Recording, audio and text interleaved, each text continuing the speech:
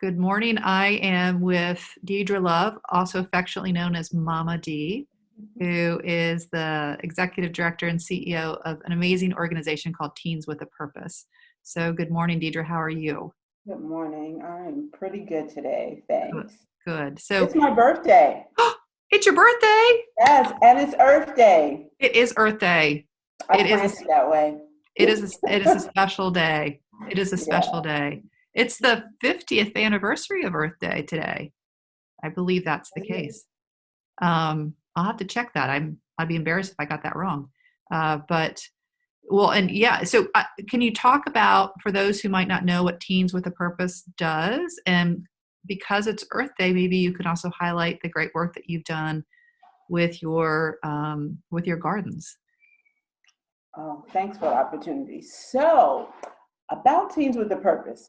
So, Teens with a Purpose is a grassroots, community-based organization. Started back, believe it or not, 1996 as a ministry, which I was a coordinator for, where teens empowered other teens to learn about healthier life choices around HIV/AIDS. And then fast forward to pandemic changed, and young people, when you empower them to lead, they decided they wanted to take on other issues, do different things. So we became a nonprofit in 2007, and we became a organization in 2007, nonprofit in 2008, um, dropped the single focus of HIV/AIDS and made it teens creatively cultivating the next generation of leaders. So using arts, using anything youth inspired to empower young people to make changes, to support each other,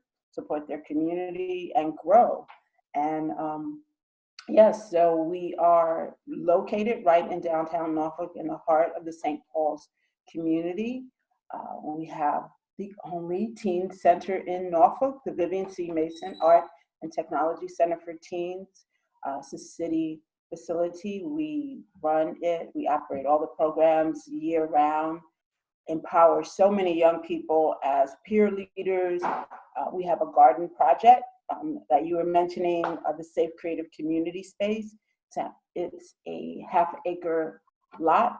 It was a gravel lot. It now has over 24 raised beds that grow food and flowers, and we share it with the community.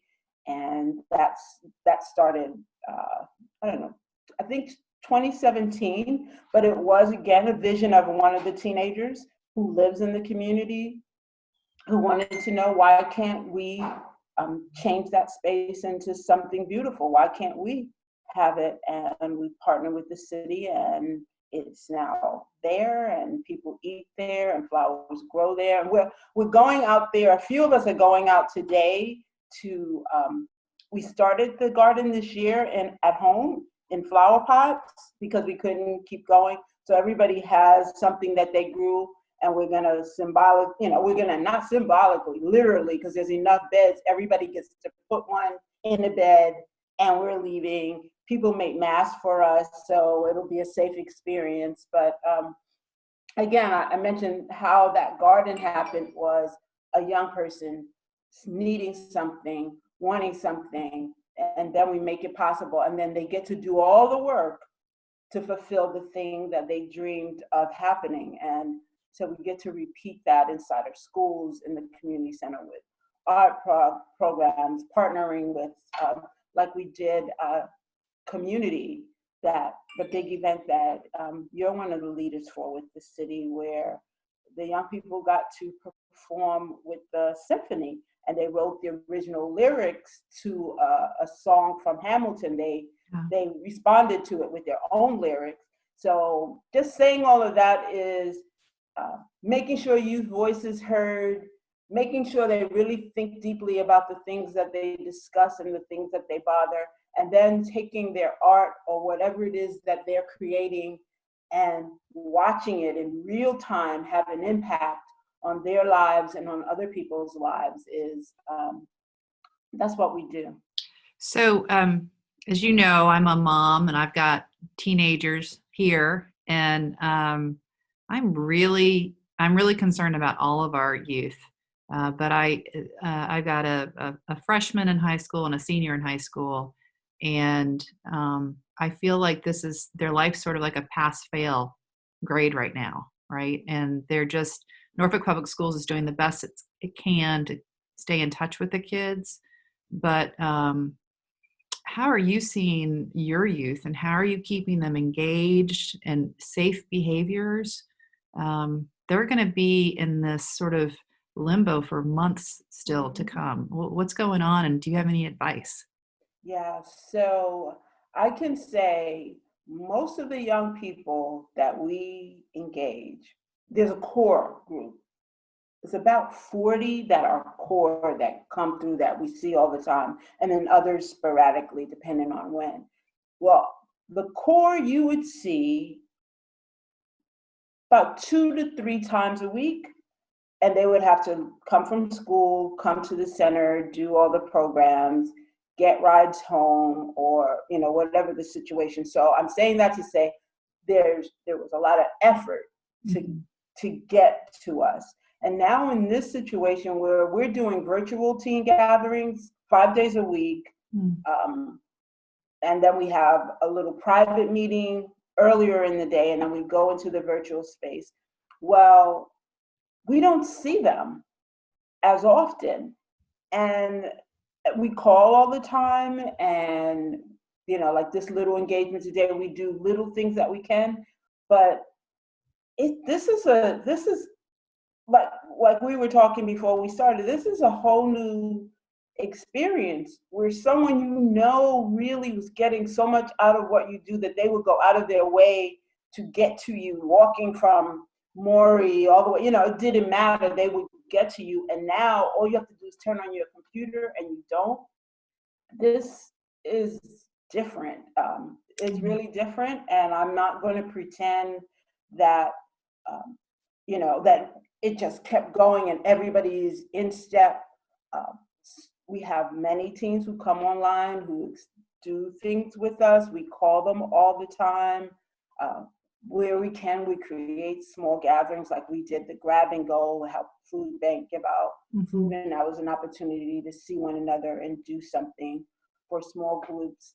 But they are struggling.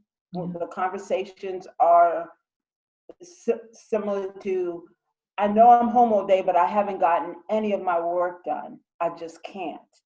And when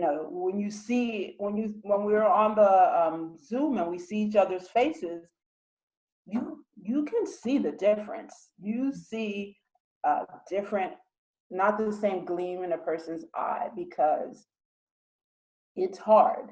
And so we really try to keep them, give them opportunities, incentivize them. We encourage them to make mini videos about the virus and Mm. what to do to prevent the spread and keep it young and keep it relevant, for two reasons. One, because they are young people who that's what our organization encourages them to do, and they're inspired to do it. But the other thing, so that they can hear themselves and Mhm. take those messages in for themselves. So sometimes even when you're saying it and you're like, okay, well, I'm going to make this project because this is what I do and I'm doing it for them. At some point, it reaches you, but it's different, and we just have to keep trying different ways to be in people's company. We do, like during the team gathering, there's art and there's music and all of that, but the check-in is real. Like we ask you, how are you really feeling? And Mhm. the adults are saying how we really feel. So we're just really like trying to hold each other's hands through the whole thing. Are are you finding that the teens are they taking this seriously? I mean, do they understand the issue of social distancing and not going out and wearing a mask? I mean, my fear is that they think that they're invincible because they've heard that it doesn't affect younger people as much, even though there was just reports of a little girl who's 5 years old in Detroit who died from this earlier this week. Um, are they taking it seriously? And how can we make sure that they do? I don't. It's something I struggle with too. So some do. The ones who take it seriously are the ones who know that they have pre-existing conditions. Mm. And unfortunately, a lot of them have asthma and things. So there are a group of teenagers whose awareness is heightened. And if you think about most of us African Americans have a lot of pre-existing conditions. So our teenagers kind of come out of that we're invincible, all of us are invincible thing because we're young, because they also hear, oh, pre-exist, I have asthma, Mm-hmm. I have diabetes. So some of them really do realize that they're vulnerable too, but there's always the peer pressure.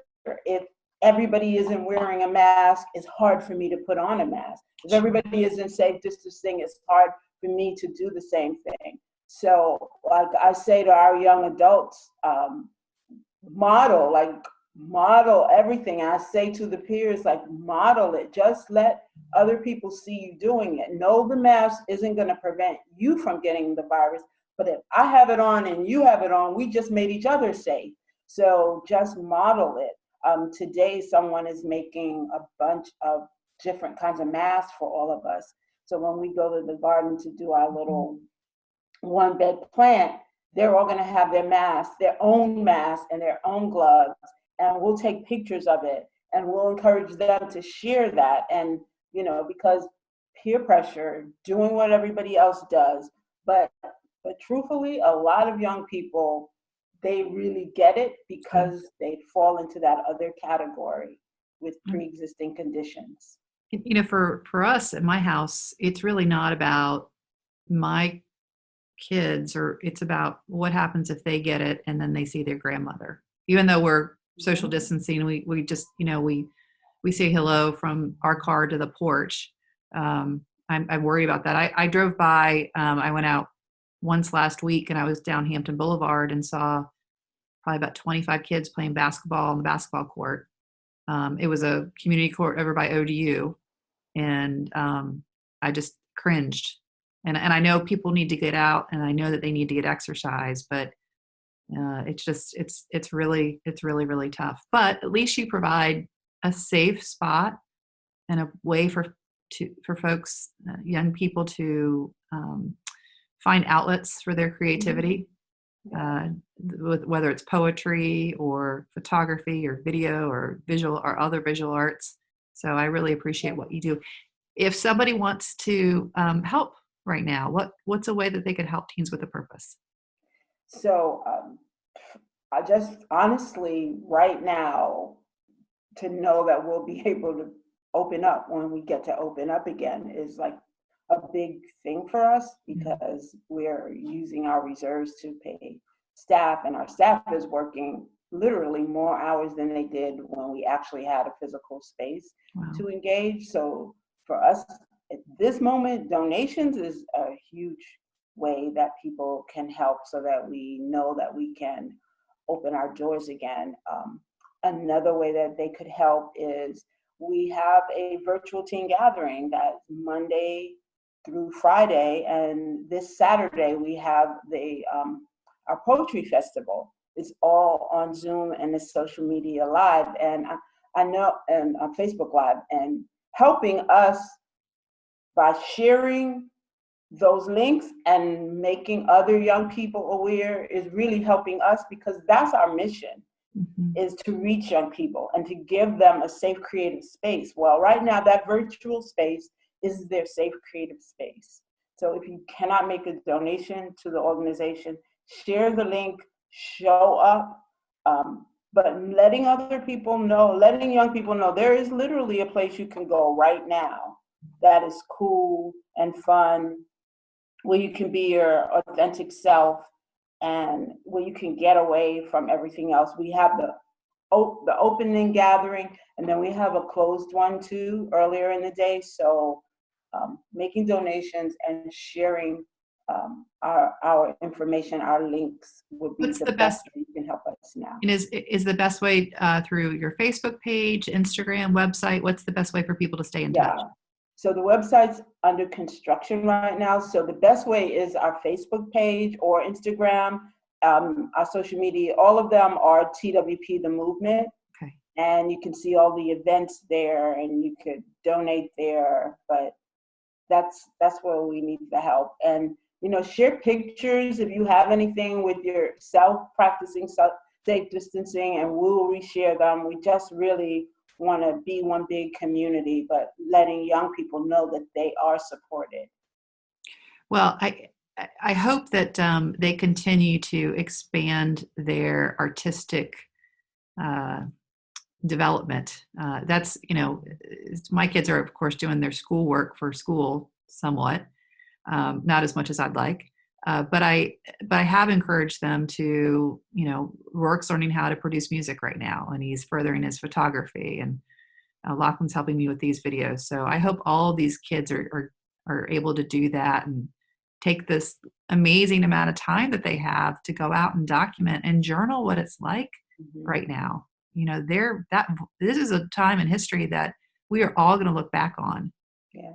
And if they can create some sort of journal in whatever form they want, I think that would be great. But you know that better than I do. Yeah, they're making teen news clips, and they've written songs and poems already. So that wheel is definitely rolling. And like you said, unfortunately, we're at that moment in history. But if it can help the next generation not have this experience, and they'll be, again, have opportunity to be a part of a positive impact. So okay, well, Momma D, happy birthday. Thank you again. Happy Earth Day. Yes, same to you. And I'll try and tune in on Saturday.